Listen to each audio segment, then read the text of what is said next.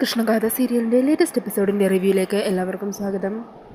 അങ്ങനെ ഗാഥയുടെ ഫ്രണ്ട്സ് നവീനും കൃഷ്ണയും മൊത്തമുള്ള ഒരു ഫോട്ടോ ഉണ്ടല്ലോ, അത് ഗാഥയുടെ ഫോണിലേക്ക് തന്നെ വാട്സപ്പ് ചെയ്ത് അയക്കുവാണ്. അങ്ങനെ ഫോൺ എടുത്ത് നോക്കുന്ന ഗാഥ ആ ഫോട്ടോ കിടന്നത് ആകെ കാലുതുള്ളി നിൽക്കുവാണ്. ദേഷ്യത്തിൽ ആ ഫോണും എടുത്ത് താഴത്തെ മമ്മിയുടെ അരികിലേക്ക് ചെല്ലുവാണ്ടോ. ഈ സമയം സിതാരം സിനിയും കൂടി ഓഫീസിലെ ഫയലൊക്കെ നോക്കുമായിരിക്കും. അന്നേരം ഗാഥ സിത്താരോട് വന്ന് ചോദിക്കണേ, മമ്മിക്ക് ആ കൃഷ്ണയെക്കുറിച്ച് ഇനി എന്തെങ്കിലും കാര്യം പറയാനുണ്ടോ? അല്ല, കുറച്ച് ദിവസമായിട്ട് അവളെ ദേവതയെ പോലെയാണല്ലോ കാണുന്നത്. അവളെക്കുറിച്ച് വാനോളം ഇങ്ങനെ പുകഴ്ത്തുവാണല്ലോ. ഇതുപോലൊരു പെൺകുട്ടിയെ കാണാനേ കിട്ടില്ലെന്നാണല്ലോ മമ്മിയുടെ അഭിപ്രായം. അവളെ കളരിക്കിലേക്ക് പറഞ്ഞു വിട്ടത് അവിടെ പൂജ ചെയ്യാനാണോ അതോ നവീനൊപ്പം ചുറ്റിയടിച്ച് കറങ്ങി നടക്കാനോ? ഇതേ നോക്ക്, ആരൊക്കെ ഈ ഫോട്ടോയിലുള്ളതെന്ന് നോക്ക്. ആ ഫോട്ടോയിലുള്ളതേ എൻ്റെ ഫ്രണ്ട്സാണ്. അവരുടെ 2-3 തവണ വന്നിട്ടുണ്ട്. മമ്മിക്കറിയാൻ പറ്റും അവർ നിൽക്കുന്നത് ആരുടെ ഒപ്പമാണെന്ന് നോക്ക്. നവീൻ്റെ കൃഷ്ണയുടെ ഒപ്പം. അന്നേരം സിത്താര പറയണേ, മോളെ അവർ നീയാണെന്ന് കരുതിയല്ലേ അവർക്കൊപ്പം നിന്നത് ഫോട്ടോ എടുത്ത് നോക്കിയാൽ. അന്നേരം ഗാഥ പറയുന്നുണ്ട്, മമ്മി അവരെ കളരിക്കിലേക്ക് ചെന്ന് എന്നെ കാണാനായിട്ട് വന്ന ഒന്നുമല്ല, പുറത്ത് ചുറ്റിയടിച്ച് കറങ്ങി നടന്നിരുന്ന നവീനെ അവളെ കണ്ടിട്ട് അവിടെ വെച്ചെടുത്ത ഫോട്ടോയായത്. ഇതാണോ ഈശ്വര വിശ്വാസമുള്ള കുട്ടി? ദേവത്തെ മറന്നുകൊണ്ട് അവൾ ഒന്നും ചെയ്യില്ല പോലും, എന്നിട്ട് അവൾ കാണിച്ചു കൂട്ടുന്നതൊക്കെ കണ്ടില്ലേ? അന്നേരം സിനി പറയണേ, ഗാഥ മാഡം എന്തെങ്കിലും അത്യാവശ്യ കാര്യത്തിന് നവീൻ കൃഷ്ണയെ നിർബന്ധിച്ച് കൂട്ടിക്കൊണ്ടുപോയതായിരിക്കും. കൃഷ്ണക്ക് അധിക നേരം നവീൻ എതിർത്ത് പറയാൻ പറ്റില്ലല്ലോ. അന്നേരം ഗാഥ ദേഷ്യപ്പെടുക, നാണോ ഇല്ലേ സിനി ചേച്ചി ഇങ്ങനെ ഓരോന്നൊക്കെ പറഞ്ഞ് അവൾ ന്യായീകരിക്കാൻ? എന്തിനാ ഇങ്ങനെ ചെയ്യുന്നത്? അവളെ വിശുദ്ധിയാക്കാനോ അതോ എന്നെ സമാധാനിപ്പിക്കാനോ? മമ്മിക്കും നിങ്ങൾക്ക് ആർക്കും ചോദിക്കാൻ പറ്റില്ലെങ്കിലും കുഴപ്പമില്ല, ഞാൻ ചോദിച്ചോളാം അവളോട് വിളിച്ച്. അവളുടെ ഉദ്ദേശം എന്താണെന്ന് ഞാൻ തന്നെ ചോദിച്ചോളാം. അന്നേരം സിത്താര പറയുന്നുണ്ട്, മോളെ നീ ഇപ്പോൾ അവളെ വിളിക്കുകയൊന്നും വേണ്ട, കൂടെ നവീനും ഉണ്ടാവില്ലേ? അതൊക്കെ ഞാനെന്തിനാ നോക്കുന്നത്? ഞാനല്ല അവളെ പേടിക്കേണ്ടത്, അവളെ എന്നെ പേടിച്ച് ജീവിക്കേണ്ടത്. അവളെ ഇന്ന് ശരിയാക്കി കൊടുക്കുന്നുണ്ട് എന്നും പറഞ്ഞ് ഗാഥ ഫോണിൽ കൃഷ്ണനെ വിളിക്കുവാണ്. ഇതേസമയം കൃഷ്ണനും നവീനും മാണിക്കുഞ്ഞൊക്കെ ഒരു കടൻ്റെ ഫ്രണ്ടിൽ നിന്ന് ജ്യൂസ് കുടിച്ചുകൊണ്ടിരിക്കുമായിരിക്കും. ഈ സമയത്തായിരിക്കോട്ടോ കൃഷ്ണയുടെ ഫോണിലേക്ക് ഗാഥയുടെ കോൾ വരുന്നത്. അങ്ങനെ ഗാഥ വിളിക്കുന്നത് കാണുന്നതും കൃഷ്ണ നവീന് മുമ്പിൽ വെച്ച് ഫോൺ എടുക്കാനാവാതെ കട്ട് ചെയ്യുവാണ്. ഈ സമയം ഗാഥ വീണ്ടും വിളിക്കുവാണ്. അന്നേരം കൃഷ്ണ നവീൻ്റെ അരികിൽ നിന്ന് കുറച്ചങ്ങ് നീങ്ങി കോൾ അറ്റൻഡ് ചെയ്യുക. ഹലോ ഗാഥ, ഞാനിപ്പോൾ പുറത്താ, എനിക്കിപ്പോൾ സംസാരിക്കാൻ പറ്റില്ല. നവീനും എൻ്റെ കൂടെയുണ്ട്. എനിക്കറിയാടി നീ നവീനെ ഇങ്ങോട്ട് കറങ്ങി അടിച്ച് നടക്കുമെന്ന് എനിക്കറിയാം. ഇതാണോ നിൻ്റെ വ്രതം? നിന്നെ വ്രതം എടുക്കാനല്ലേ അങ്ങോട്ടേക്ക് പറഞ്ഞയച്ചത്? ഇതാണോ നീയും നവീനും കൂടി അവിടെ അനുഷ്ഠിക്കുന്ന ബ്രഹ്മചര്യ വ്രതം? അതെ, ഞാൻ പറയുന്നൊന്ന് കേൾക്ക്. നീ ഒന്നും പറയണ്ടടി, എനിക്കെല്ലാം മനസ്സിലാവുന്നുണ്ട്. എനിക്ക് വേണ്ടി പൂജകൾ ചെയ്യാനാണ് നീ അവിടെ പോയതെന്ന് പറഞ്ഞിട്ട് നിൻ്റെ ഉദ്ദേശം എന്താണെന്ന് ഇപ്പം എനിക്ക് മനസ്സിലായിടി. എൻ്റെ നവീനെ എങ്ങനെയെങ്കിലും നിനക്ക് വശത്താക്കണം. അതിനുവേണ്ടിയുള്ള ഓരോ കാര്യങ്ങളല്ലേ നീ അവിടെ ചെയ്യുന്നത്. ഈ സമയം നവീനും ഗാഥയുടെ സംസാരമൊക്കെ ശ്രദ്ധിക്കുന്നുണ്ട് കേട്ടോ. എന്തോ ഒരു പ്രശ്നമുണ്ടെന്ന് നവീന് മനസ്സിലാകുവാണ്. അങ്ങനെ നവീൻ കൃഷ്ണയുടെ അരികിലേക്ക് ചെല്ലുക. എന്തു പറ്റി? എന്താ തന്നെ ആരെങ്കിലും ഫോൺ വിളിച്ച് ശല്യപ്പെടുത്തുന്നുണ്ടോ? അങ്ങനെ എൻ്റെ ഭാര്യയെ ആരെങ്കിലും ശല്യപ്പെടുത്തുന്നുണ്ടെങ്കിൽ അത് ഞാൻ ചോദിക്കണമല്ലോ. അവൻ ആരാണെങ്കിലും ഞാൻ വെറുതെ വെച്ചേക്കില്ല. ഇതെല്ലാം ഫോണിലൂടെ ഗാഥ കേൾക്കുന്നുണ്ടാകും കേട്ടോ. ഗാഥക്കാണെങ്കിൽ അതൊക്കെ കേട്ടിട്ട് അങ്ങ് ദേഷ്യം വരുവാണ്. അന്നേരം കൃഷ്ണ പറയുന്നുണ്ട്, ഒന്നുമില്ല നവീൻ, അങ്ങനെ ആരും എന്നെ ശല്യപ്പെടുത്തുന്നൊന്നുമില്ല, നവീ ചെല്ലേ എന്ന് പറഞ്ഞ് നവീനെ പറഞ്ഞു വിടുവാണ്. ഗാഥ, എനിക്കിപ്പോൾ സംസാരിക്കാൻ പറ്റുന്ന സാഹചര്യമല്ല. നിൻ്റെ സാഹചര്യമൊക്കെ ഞാൻ എന്തിനായിട്ട് നോക്കുന്നത്? എനിക്കിപ്പോഴാണ് സംസാരിക്കാൻ പറ്റുന്നത്. ഞാൻ പറയുന്നത് നീ കേട്ടേ പറ്റൂ. ഗാഥ, നവീ ശ്രദ്ധിക്കുന്നുണ്ട്, ഞാൻ പറയുന്നൊന്ന് കേൾക്ക്. ഇനിയും കൂടുതൽ സംസാരിച്ച പ്രശ്നമാകും. അങ്ങനെ പറഞ്ഞ് കൃഷ്ണ പെട്ടെന്ന് തന്നെ കോള് കട്ട് ചെയ്യുവാണ്. അതുകൂടെ ആവുന്നതോടെ ഗാഥ തന്നെ ഭ്രാന്തളകുവാണ് കേട്ടോ. മമ്മി കണ്ടില്ലേ, അവൾക്ക് പറയാനുള്ളതെല്ലാം പറഞ്ഞിട്ട് കോള് കട്ട് ചെയ്ത് കളഞ്ഞു. ഞാനെന്താ അവളുടെ വേലക്കാരിയാണോ? അതിനിടയിൽ നവീൻ പറഞ്ഞത് കേട്ടില്ലേ, അവൾ ആരെങ്കിലും ശല്യം ചെയ്യുവാണോ എന്ന്? അങ്ങനെയാണെങ്കിൽ അവർ നവീൻ ഇല്ലാതാക്കിയവരെ കളയുമെന്ന്. അന്നേരം സിത്താര പറയണേ, മോളെ കൂടെ നിൽക്കുന്നത് നീയാണെന്നല്ലേ നവീൻ വിചാരിച്ചിരിക്കുന്നത്? നിന്നോടുള്ള ആത്മാർത്ഥമായിട്ടുള്ള സ്നേഹം കൊണ്ടല്ലേ അവൻ അങ്ങനെയൊക്കെ പറയുന്നത്. അതിൽ നീ സന്തോഷിക്കുകയല്ലേ വേണ്ടത്? അതേക്കുന്നത് ഗാഥക്കങ്ങ് ദേഷ്യം വരുവാ. മമ്മിക്ക് എത്രയൊക്കെ പറഞ്ഞാലും കാര്യങ്ങൾ മനസ്സിലാവില്ല. ഇതുകൊണ്ട് എൻ്റെ ജീവിതത്തിൽ ഞാൻ തന്നെ ഓരോ കാര്യങ്ങൾക്ക് തീരുമാനം എടുക്കാമെന്ന് വിചാരിക്കുന്നത്.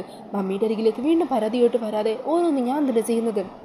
അങ്ങനെ പറഞ്ഞ് ദേഷ്യത്തിൽ ഗാഥ മുകളിലേക്ക് കയറി പോകുവാണ് കേട്ടോ. ഈ സമയം സിത്താരയാണെങ്കിൽ എന്ത് ചെയ്യണം എന്നറിയാതെ ടെൻഷനോട് കൂടി നിൽക്കുക. ഇവിടെ ഞാൻ എങ്ങനെയാണ് പറഞ്ഞ് സമാധാനിപ്പിക്കേണ്ടത്? സിനി ഒരു കാര്യം ചെയ്യ്, കൃഷ്ണയെ വിളിച്ചൊന്ന് സംസാരിക്കുക. അന്നേരം സിനി പറയണേ, മാഡം ആ വീട്ടിൽ കൃഷ്ണക്ക് എതിർക്കാൻ പറ്റുന്നതിനൊക്കെ ഒരു പരിധിയില്ലേ? അവിടെയുള്ള വീട്ടുകാരെല്ലാവരും കൂടി കൃഷ്ണയെ ഓരോന്നൊക്കെ പറഞ്ഞ് നിർബന്ധിക്കുമ്പോൾ അവൾക്ക് എത്രയെന്ന് വെച്ച് അവിടെ പറഞ്ഞു നിൽക്കാൻ പറ്റും? അവളുടെ സാഹചര്യം കൂടി നമ്മൾ കണക്കാക്കണ്ടേ? അങ്ങനെ സിനി പറയുന്നതിലും കാര്യമുണ്ടെന്ന് സിത്താരക്കും തോന്നുവാണ് കേട്ടോ. പിന്നീട് കാണിക്കുന്നത് കാറിൽ പോയിക്കൊണ്ടിരിക്കുന്ന നവീനെയും കൃഷ്ണേനെയും ഒക്കെയാണ്. ഈ സമയം കൃഷ്ണയാണെങ്കിൽ എന്തോ ആലോചിച്ച് മനസ്സുമല്ലാതെ ഡിസ്റ്റർബായിട്ടിരിക്കുവാണ്. നവീൻ അന്നേരം കൃഷ്ണയോട് ചോദിക്കുന്നുണ്ട്, എന്തു പറ്റി? എന്താ ഒരു ടെൻഷൻ പോലെ? ഒന്നുമില്ല ഗാഥ, നമുക്ക് ഹണിമൂണിനോട് പോകണം. താൻ എന്തെങ്കിലും ഒരു പ്ലേസൊക്കെ കണ്ടെടുത്ത് മനസ്സിൽ വെച്ചിട്ടുണ്ടാകുമല്ലോ. അതെവിടെയാണെന്ന് പറ. എന്താണെങ്കിലും കുറച്ച് ദിവസങ്ങൾക്കുള്ളിൽ പൂജയും മറ്റും കഴിയുമല്ലോ. അതിനുശേഷം നമുക്ക് നമ്മുടെ ജീവിതം തുടങ്ങണ്ടേ? അങ്ങനെ ഞാൻ മനസ്സിലൊന്നും കരുതിയിട്ടില്ല നവീൻ. അങ്ങനെ പറയല്ലേ. ഇപ്പം എൻ്റെ മുമ്പിൽ ഒരു ഗ്രാമീണയായ വീട്ടിലുള്ള അച്ചടക്കവും ഒതുക്കവും വിനയൊക്കെയുള്ള ഒരു പെൺകുട്ടിയായ ഗാഥയാണ്. പക്ഷേ അതിന് മുമ്പൊരു ഗാഥയുണ്ടായിരുന്നു, സിത്താര ശ്രീനിവാസിൻ്റെ മകൾ ഗാഥ. ആ ഗാഥയുടെ മനസ്സിൽ ഹണിമൂണിനെ കുറിച്ചും മറ്റുമൊക്കെ വ്യക്തമായിട്ടുള്ള പ്ലാനൊക്കെ ഉണ്ടാകുമെന്ന് എനിക്കറിയാം. ഇല്ല നവീൻ, ഞാൻ അങ്ങനെയൊന്നും വിചാരിച്ചിട്ടില്ല. അന്നേരം മാണിക്കുഞ്ഞു പറയണേ, എൻ്റെ സാറേ, ഈ പെണ്ണുങ്ങളെല്ലാം അങ്ങനെ പറയുള്ളൂ. അവരങ്ങനെ മനസ്സിലുള്ളതെല്ലാം തുറന്നു പറയുന്നില്ല. നമ്മൾ വേണോ അത് കണ്ടറിഞ്ഞ് ചെയ്യാനായിട്ട്. അവരിങ്ങനെ പറയുമ്പോൾ നമ്മളെന്താ പറഞ്ഞത്? എന്നാൽ ഈ ലോകം മുഴുവൻ നിന്നെ ഞാൻ ചുറ്റിക്കാണിക്കുമെന്ന്. അത് കേൾക്കാനാണ് അവരും ആഗ്രഹിക്കുന്നത്. അന്നേരം നവീൻ പറഞ്ഞേ, എൻ്റെ കഥക്ക് അങ്ങനെ എന്തെങ്കിലും ആഗ്രഹം ഉണ്ടെങ്കിൽ അത് അയാൾ മുഖത്ത് നോക്കി തന്നെ പറയും. അയാൾ അങ്ങനെ ഒരു ആഗ്രഹം പറഞ്ഞാൽ ഞാനത് നിറവേറ്റി കൊടുക്കുകയും ചെയ്യും. അന്നേരം മാണിക്കുഞ്ഞു പറയണേ, അത് ശരിയാ, അതൊക്കെ ചെയ്യും. എന്നാലും അവരത് നേരിട്ട് പറയില്ല. നമ്മളത് കണ്ടറിഞ്ഞ് ചെയ്യണം. അതോടെ നവീൻ പറഞ്ഞേ, മാണിക്കുഞ്ഞിന് ഈയിടെയായിട്ട് ഈ വക ഏരിയയിലൊക്കെ നല്ല അറിവാണല്ലോ ഉള്ളത്. ഈ സമയത്ത് നവീൻ ഒരു കോൾ വരുവാണ് കേട്ടോ, ഓഫീസിൽ നിന്നായിരിക്കും. അങ്ങനെ ആ കോളൊക്കെ അറ്റൻഡ് ചെയ്തിട്ട് നവീൻ മാണിക്കുഞ്ഞിനോട് ചോദിക്കണേ, അല്ല ഇന്ന് ഓഫീസിൽ പ്രധാനപ്പെട്ട ആരെങ്കിലും വരുമെന്ന് പറഞ്ഞോ? അങ്ങനെ പ്രത്യേകിച്ച് ആരും വരുമെന്ന് പറഞ്ഞില്ല. പിന്നെ ശർമ്മയുടെ ടീമിലുള്ള ആ ഒരു സ്റ്റീഫൻ ഉണ്ടല്ലോ, അയാൾ ചിലപ്പോൾ വന്നേക്കാൻ സാധ്യതയുണ്ട്. അയാളിപ്പോൾ ഓഫീസിൽ വന്നിട്ടുണ്ട്. എത്രയും പെട്ടെന്ന് തന്നെ കാണണം പോലും, അർജൻറ്റാണെന്നൊക്കെയാണ് പറയുന്നത്. എന്താണെങ്കിലും മാണിക്കുഞ്ഞൊരു കാര്യം ചെയ്യും, ഓഫീസിലേക്ക് വിട്. അപ്പോൾ ഗാഥ മേഡോ? ഗാഥ നമ്മുടെ കൂടെ വരട്ടെ എന്ന് നവീൻ പറയുക. അന്നേരം കൃഷ്ണ പറയണേ, അയ്യോ അത് വേണ്ട, ഞാനിവിടെ ഇറങ്ങിക്കോളാം. നവീൻ ഓഫീസിലേക്ക് ചെല്ല്. എനിക്കാണെങ്കിൽ ഒന്ന് മമ്മിയും കൂടി കാണാൻ പോകണം. അത് പറ്റില്ല ഗാഥ, തന്നെ ഇന്ന് ഫുള്ള് തൻ്റെ കൂടെ ഉണ്ടാകുമെന്ന് മുത്തശ്ശിയോട് ഞാൻ പറഞ്ഞതാണ്. എന്നിട്ട് തന്നെ അങ്ങനെ ഇറക്കി വിട്ട് പോകാൻ പറ്റുമോ? എന്നാൽ മാണിക്കുഞ്ഞ് ഒരു കാര്യം ചെയ്യ്, നേരെ സിത്താര മാഡത്തിൻ്റെ വീട്ടിലേക്ക് വിട്. തന്നെ എന്താണെങ്കിലും തൻ്റെ വീട്ടിൽ ഞങ്ങൾ തന്നെ ഡ്രോപ്പ് ചെയ്യാം. അയ്യോ അത് വേണ്ട നവീൻ, എനിക്ക് വേണ്ടി നവീൻ ബുദ്ധിമുട്ടുണ്ടാം. ഓഫീസിലെത്താൻ ലേറ്റ് ആവണ്ട, ഞാനങ്ങ് പൊക്കോളാം, എനിക്കൊരു കുഴപ്പമില്ലെന്ന്. ശരി, അങ്ങനെയാണെങ്കിൽ ഞാൻ പിന്നെ വാശി പിടിക്കുന്നില്ല. ഒരു കാര്യം ചെയ്യ്, താൻ അമ്മയുടെ കൂടെ വീട്ടിൽ തന്നെ നിന്നാൽ മതി. ഓഫീസിലെ കാര്യങ്ങളൊക്കെ കഴിഞ്ഞ് ഞാൻ അങ്ങോട്ട് വന്ന് തന്നെ പിക്ക് ചെയ്തോളാം. ശരിയെന്ന് പറഞ്ഞ് കൃഷ്ണ കറിയിൽ നിന്നിറങ്ങുവാണ്. നവീൻ അങ്ങനെ കൃഷ്ണയോട് യാത്രയൊക്കെ പറഞ്ഞ് അവിടെ നിന്നും പോകുവാണ് കേട്ടോ. പിന്നീട് കാണിക്കുന്നത് തങ്കത്തിൻ്റെ അരികിൽ ഭക്ഷണവുമായിട്ട് വന്നിരിക്കുന്ന സുനന്ദേനെയാണ്. സുനന്ദ ഭക്ഷണം കഴിക്കാൻ പറയുക. അന്നേരം തങ്കം പറയണേ, വേണ്ട, എൻ്റെ മോളിന്ന് വരും. അതെങ്ങനെയാണ് കൃഷ്ണയിൽ നിന്ന് വരുന്നത്? ദേ തങ്കേച്ചനല്ലേ പറഞ്ഞത്, അവിടെ നവീമോനോട് ഓഫീസ് കാര്യങ്ങളിൽ മാത്രം ശ്രദ്ധിക്കാതെ നിങ്ങൾക്കായിട്ട് സമയം ചിലവഴിക്കണമെന്നും പുറത്തും മറ്റു ബന്ധുക്കളുടെ വീട്ടിലൊക്കെ പോകണമെന്നും അവരിപ്പോൾ എവിടെയെങ്കിലുമൊക്കെ യാത്ര ചെയ്യുമായിരിക്കും. തങ്കേച്ചതുകൊണ്ട് ഓരോ ന്യായങ്ങൾ പറയാതെ മര്യാദയൊക്കെ ഭക്ഷണം കഴിച്ച്, അല്ലെങ്കിൽ കൃഷ്ണമ്മ പറഞ്ഞാൽ എന്നെ ആയിരിക്കും വഴക്ക് പറയാൻ പോകുന്നത്. എനിക്ക് വേണ്ട സുനന്ദേ, സുനന്ദ നോക്കിക്കോ, കൃഷ്ണമോള് ഇന്ന് എന്നെ കാണാൻ വരും. ഞങ്ങൾ ഒരുമിച്ച് ഈ ഭക്ഷണം കഴിക്കുകയും ചെയ്യും. പിന്നെ കൃഷ്ണക്കഥല്ലേ പണി. തങ്കേച്ചി പറയുന്നത് കേൾക്ക്, മര്യാദക്ക് ഭക്ഷണം കഴിച്ചേ. അന്നേരം കൃഷ്ണ അവിടെ വന്ന് നിൽക്കുക. അമ്മയ്ക്ക് ഞാൻ ഭക്ഷണം കൊടുക്കാം. അങ്ങനെ കൃഷ്ണ വന്ന് നിൽക്കുന്നത് കാണുന്നതും അത്ഭുതത്തോടെ സുനന്ദ ചോദിക്കണേ, കൃഷ്ണമോളോ? മോള് ഇന്നിങ്ങോട്ട് വരുമെന്ന് തങ്കേച്ചി പറഞ്ഞതേ ഉള്ളൂ. അല്ല, മോളിങ്ങോട്ട് വരുന്ന കാര്യം ചേച്ചി ഫോണിൽ വിളിച്ചുവല്ലോ പറഞ്ഞായിരുന്നോ? ഇല്ലല്ലോ. എന്നാലും ഇതെന്തിനു മറുമായോ? എനിക്ക് വിശ്വസിക്കാനേ പറ്റുന്നില്ല. അന്നേരം തങ്കം കൃഷ്ണയെ ചേർത്ത് പിടിച്ച് പറയണേ, ഞാനൊരു കാര്യം മനസ്സിലാഗ്രഹിച്ചാൽ അതേ കാര്യം ഇവൾക്കും തോന്നും. എനിക്കൊന്നും ഇവളെ കാണുമെന്ന് തോന്നിയ എൻ്റെ മോള് ഓടി എൻ്റെ അരികിലെത്തും. അതാ ഞങ്ങൾ തമ്മിലുള്ള മനസ്സുകൾ തമ്മിലുള്ള അടുപ്പം. അന്നേരം സുനന്ദ പറയണേ, എന്നാലും ഇത് വല്ലാത്തൊരു അമ്മയും മോളും തന്നെ. എന്നാലും ഇനി ഒരു കാര്യം ചെയ്യും, മോള് തന്നെ തങ്കേച്ചിക്ക് ഭക്ഷണം കൊടുക്കും. അന്നേരം കൃഷ്ണ ചോദിക്കുന്നുണ്ട്, അല്ല അതിരിക്കട്ടെ, എല്ലാ ദിവസവും അമ്മ ഇങ്ങനെ തന്നെയാണോ? ഇതുപോലെ വാശി പിടിക്കാറുണ്ടോ? ഇടയ്ക്കിടയ്ക്കൊക്കെ ഇതുപോലെ വാശി പിടിക്കും. ചില സമയത്ത് പെട്ടെന്നൊന്ന് അങ്ങ് മിണ്ടാതെ ഇരുന്ന് കളയും. പക്ഷേ ഇപ്പം എനിക്ക് മനസ്സിലാവുന്നുണ്ട്, കൃഷ്ണമോളുടെ കാര്യം ആലോചിക്കുമ്പോഴാണ് അങ്ങനെ ഒന്നും മിണ്ടാതിരിക്കുന്നത്. അങ്ങനെ സുനന്ദ അവിടെ നിന്ന് പോകുവാണ്. അന്നേരം കൃഷ്ണ സന്തോഷത്തോടെ അമ്മക്ക് ഭക്ഷണമൊക്കെ വാരി കൊടുക്കുന്നുണ്ട്. ഈ സമയം അമ്മ പറയുവാണ്, മോളങ്ങ് ക്ഷീണിച്ചു പോയല്ലോ. ഇതെല്ലാം അമ്മമാരും പറയുന്ന കാര്യമാണ്. അല്ലാതെ എനിക്കൊരു ക്ഷീണമില്ല. ഞാനെന്താ അവിടെ ഭക്ഷണം ഇല്ലാതിരിക്കുവാണോ? ഇനി നീയും കുറച്ച് കഴിക്ക്.